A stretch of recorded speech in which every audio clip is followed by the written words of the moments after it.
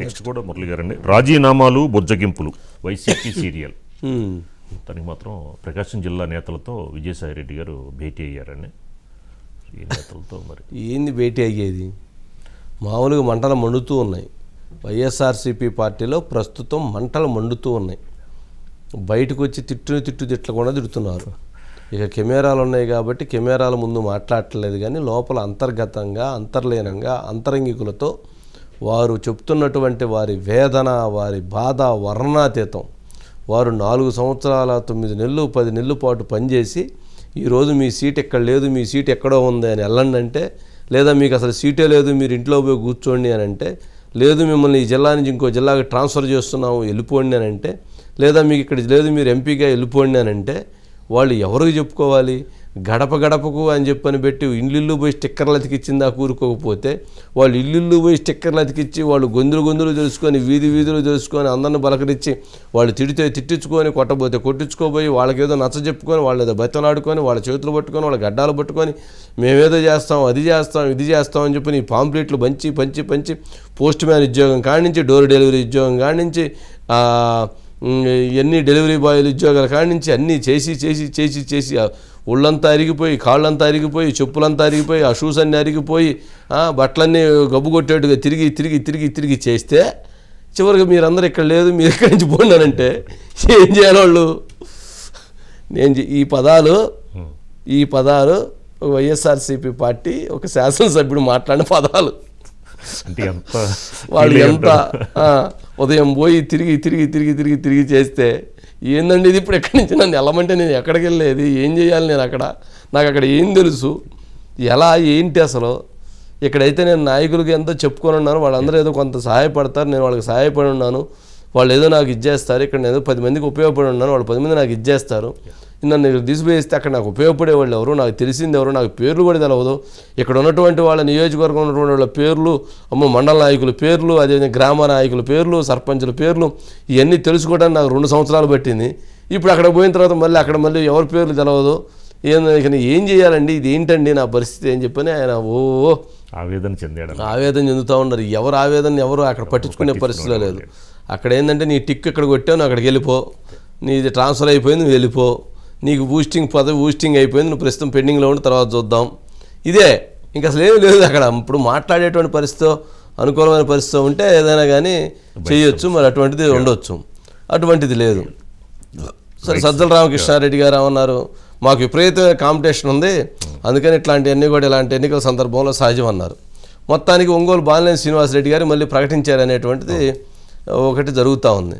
కానీ ఒంగోలు బాలినేని శ్రీనివాసరెడ్డి గారిని ఎట్లా ఉందంటే, పాపం ఆయన ప్రకటించడమేమో కానీ ఆయన ఏడిపించి బాధపెట్టి ఇసికించి అసలు ఇక అన్ని రకాలుగా చేసి చివరికి ఆయనకి ఆ స్థానాన్ని ప్రకటించారు. అంటే ఆయన ఎట్టకేలకే తన స్థానాన్ని తను సాధించుకోవడం కోసం తను ఒక ప్రయత్నం దిశగా వెళ్ళాడు. సరే, సక్సెస్ అనుకోవాలి. కానీ ఆ సక్సెస్ అవటానికి ఎన్ని అవమానాలకు గురి చేయాలో అన్ని అవమానాలకే అన్ని గురి చేసినటువంటి పరిస్థితి. అంటే నాకు అంటే ఆఫ్ ది రికార్డు మరి అందుట్లో క్లారిటీ ఉందో నాకైతే పూర్తి సమాచారం తెలియదు, కానీ ఎవరైతే ఇప్పుడున్న ఒంగోలు ఎంపీ మాగుంటి శ్రీనివాసరెడ్డి గారిని బాలినేని శ్రీనివాసరెడ్డి గారిని ఇద్దరిని కూడా మీరిద్దరూ కాస్త జనసేన మీద తెలుగుదేశం మీద తీవ్రంగా మీరు కౌంటర్ ఇచ్చేయండి, అలాగే మీరు మాగుంట వారు కాస్త మీరు ఆర్థికంగా మీరు ఆ ఫిగర్ మనం చెప్పకూడదులేండి, మీరు బలంగా నిలబడాలి అని చెప్తే ఆయన నేను తిట్టడం ఎప్పుడు లేదు, నాకు పెద్దగా తిట్టడానికి నేను అర్హుడుగా నేను పాస్ కాలేదు తిట్టడానికి అని చెప్పి ఆయన ఏదో తప్పుకున్నాడట. సరే, మొత్తానికి ఎట్టకేలకి మళ్ళీ పిలిచి ఈరోజు ఒక రకంగా జరిగినట్టు ఉంది. సరే, ఏదైనా కానీ ఆ తిట్టడం లేకపోయినా కానీ ఏదైతే లెక్క ఆ లెక్క ఏదైతే కొంచెం మరి ఏదైనా సెట్ రైట్ అయిందని తెలియదు, కానీ మొత్తానికి అయితే సరే ఓవరాల్గా సెట్ అయింది. ఒంగోలు ఆయన ఏదైతే పట్టుబడుతూ ఉన్నాడో ఆయన దర్శనం చెప్పని గెద్దులూరని ఆడని అసలు సీటే లేదని అట్లని చివరికి మొత్తానికి చాలా జరిగినాయి. ఎట్టకేలాగా మరి మొత్తానికి ఆయన తన స్థానాన్ని తను సాధించుకోగలిగాడు. ఇక చూడాలి ఇక ఏం జరిగిద్ది అనేది. బైట్స్ ఉన్నాయి సార్, ఒకసారి బైట్స్ ప్లే చేయండి. ఏ పార్టీకి అయితే ఎక్కువ బలం ఉందో ఏ పార్టీలో అయితే ఎక్కువ మంది నాయకులు ఉన్నారో డిమాండ్ ఉందో అక్కడే ఎక్కువ ఉంటుంది తాకిడి. అది రాకపోతే ఎత్తిపోయిన పార్టీ అయినట్టు. ఎవరు అడగలేదు, ఎవరిని వ్యతిరేకించలేదు, అసలు ఏమీ లైఫ్ లేదంటే అది ఎత్తిపోయిన పార్టీ ఎందుకు పనికిరాని చల్లని నాణ్యం అనుకోవాలి. ఆ పార్టీ బాగా మంచి దీని మీద ఫామ్లో ఉంది. ఎన్నికల్లో బ్రహ్మాండంగా పర్ఫామ్ చేయబోతున్నాం కాబట్టి, నాయకులు ఉన్నారు కాబట్టి, ఆస్పిరెంట్స్ ఉన్నారు. అది చాలా సహజంగా జరిగేది. దాన్ని వాళ్ళు కూర్చోబెట్టి మాట్లాడతాం, అందరినీ చేస్తాం, ఒక తాటి మీదకి వస్తారు. అభ్యర్థులు ఎవరైతే వాళ్ళ తరఫున బ్రహ్మాండంగా పార్టీ తరఫున ప్రచారం చేస్తారు, బ్రహ్మాండమైన ఫలితాలు కూడా వస్తాయి.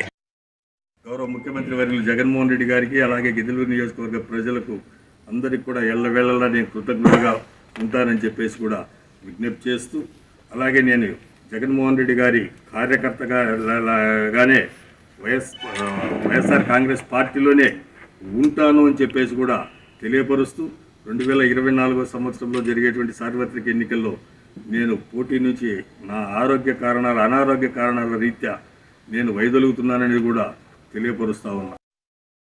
నేను వైఎస్ఆర్ కాంగ్రెస్ పార్టీలో ఎంత కష్టపడ్డాను, ఏ విధంగా పనిచేశాను, ఎంత డెడికేట్గా ఉన్న అందరికి కూడా తెలుసు. సో ఈరోజు ఇక్కడ రావడానికి కారణం కొన్ని శక్తులు, కొన్ని కారణాల వల్ల నేను ఆ పార్టీని వీడుతున్నాను తప్ప ఇంకోటి కాదన్న విషయాన్ని స్పష్టంగా తెలియజేస్తా ఉన్నా. ఇంకా రానున్న రోజుల్లో చాలామంది నాయకులు మనతో పాటు నడవడానికి సిద్ధంగా ఉన్నారు కాబట్టి ఆ పార్టీ అన్ని పార్టీల నుంచి కూడా జనసేన రావడానికి చాలామంది సిద్ధంగా ఉన్నారు. ఈ రాష్ట్రంలో ఉన్న ప్రతి సమస్యకి అన్నకు తోడుగా నేను ఉండి నా వంతు సహారం అన్నకు కూడా అందిస్తాను. మొన్న వైసీపీ ఎమ్మెల్సీ ఏమన్నా సజ్జల రామకృష్ణారెడ్డి గారు ఏమన్నా తాకిడి ఎక్కువగా ఉంది, అందుకని మొత్తం ఇట్లాగే ఉంటుంది అన్నారు. ఈయన ఏమన్నా అసలు దాంట్లోంచి మొత్తం వచ్చేటే సిద్ధంగా ఉన్నా, నా ఎమ్మెల్సీ చెప్తా ఉన్నా. ఆయన ఏమన్నా నేను రాజకీయాల్లో అబ్బో నేను కంటెస్ట్ మొన్నటిదాకా సీట్ నాదే ఎవడొస్తారని చెప్పని ఆయన తొడగొట్టాడు, మీసం తిట్టాడు, వాళ్ళని తిట్టాడు, వీళ్ళని తిట్టాడు. ఆయన అంతా గందరగోళం అయ్యారు. మరి చివరికి ఇప్పుడు నేను చేయనని చెప్పని ఆయన తప్పుకున్నారు. మరి అసలు అట్లా అనుకుంటే మరి తాకిడి ఎక్కువగా ఉంటే ఆనం రామనారెడ్డి గారు ఎందుకు వెళ్తారు, కోటమిరెడ్డి వారు ఎందుకు వెళ్తారు, మేకపాటి వారు ఎందుకు వెళ్తారు, మరి ఎందుకు వెళ్ళారు వీళ్ళందరూ? అందరూ వెళ్తున్నారు కదా. ఇట్లాగా చాలామంది వెళుతూ ఉన్నారు. సరే, ఆప్షన్ లేక చాలామంది ఉన్నారు. ఆప్షన్ అంటే వాళ్ళని మళ్ళీ తెలుగుదేశం జనసేనలో తీసుకొని ఇవ్వడానికి వాళ్ళకి అవకాశం లేదు. అటు బీజేపీలో పోతే ఉపయోగం లేదు, కాంగ్రెస్లో పోతే ఉపయోగం లేదు. అందుకని తప్పని పరిస్థితుల్లో ఉన్నటువంటి వాళ్ళ సంఖ్య కూడా ఉంది. తాకిడి ఉందా తాకిడి లేదా అనేది పక్కన పెట్టాక మొత్తానికి అయితే కొంత ఏమంటాం దాన్ని స్పీడ్ అయితే తగ్గిందని చెప్పని అనుకోవాలి. మురళి ఉన్నారు సార్. మురళి గారు. మురళి ఏంటి సార్ ఏం లేదు సార్. ఏం లేదా? కొండ నాలుగుకి మందేస్తే ఉన్న నాలుగు ఊడిపోయిందండి సార్. వైసీపీ పార్టీలో ఏదో అభ్యర్థులు అటు మారుతున్నాం ఇటు మారుతున్నాం అని చెప్పి మొత్తం మీద గందరగోళ పరిస్థితులు నెలకొన్నాయి సార్. అయితే ఈ గందరగోళంలో మొట్టమొదటి జాబితాతోటే పార్టీ అంతర్గతంగా అంతర్మతంలో పడి ఎట్టకేలకు ట్రబుల్ షూటర్ విజయసాయిరెడ్డిని రంగంలోకి దించింది సార్.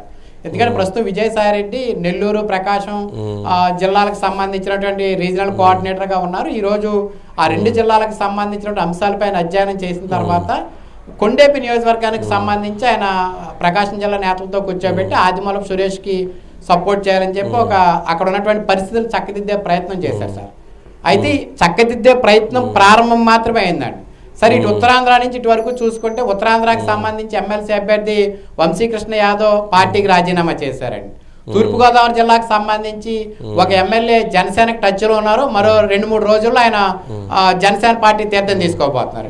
మరొక 2 సిట్టింగ్ ఎమ్మెల్యే తెలుగుదేశం పార్టీకి టచ్లో ఉన్నారండి. వాళ్ళు ఏ క్షణానైనా పార్టీ మారచ్చు. ఎందుకంటే పార్టీ టీడీపీ అధినేత క్లియరెన్స్ ఇస్తే వాళ్ళు కూడా మారే అవకాశం ఉందండి. ఇక ఇటు వస్తే కనుక ప్రకాశం జిల్లాలో ఈరోజు అన్నయ్య రాంబాబు గారు ఇక్కడ ఉన్న పరిస్థితులు ఆయన పైకి చెప్పుకోలేక నేను ఇక రాజకీయాలకు దూరంగా ఉంటాను, 2024లో పోటీ చేయాలని ఆయన చెప్పారు. అంటే ఇలా చెప్పుకుంటూ పోతే ప్రతి జిల్లాలో కూడా ఆ పార్టీకి తలగొప్పు కట్టినటువంటి పరిస్థితులు అయితే కనిపిస్తున్నాయి.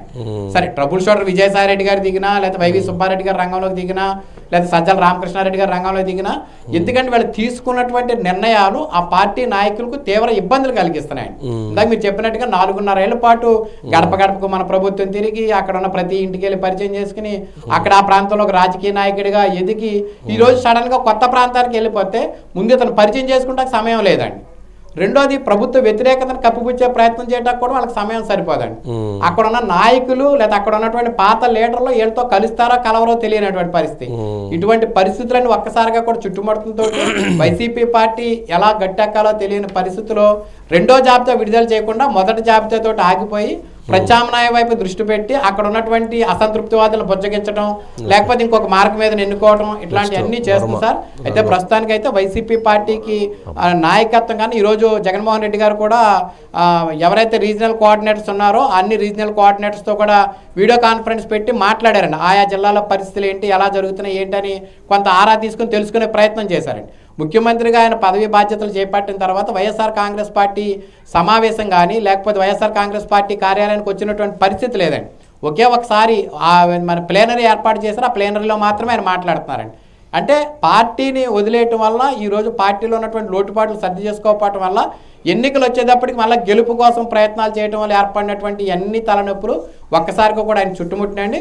దీనికి తోడు ఆయన పరిపాలనలో చోటు చేసుకున్నటువంటి అనేక ఇబ్బందులు, నిరుద్యోగ సమస్య, అభివృద్ధి కుంటుపడటం, రాజధాని పూర్తిగా కూడా కనుమరుగైపోవడం, ఇటువంటి అంశాలన్నీ కూడా కొన్ని వర్గాల పట్ల నిరాశపరిచింది సార్. మొత్తం వైసీపీ పార్టీ అయితే కనుక దిద్దుబాటు చర్యలకు శ్రీకారం చుట్టింది సార్.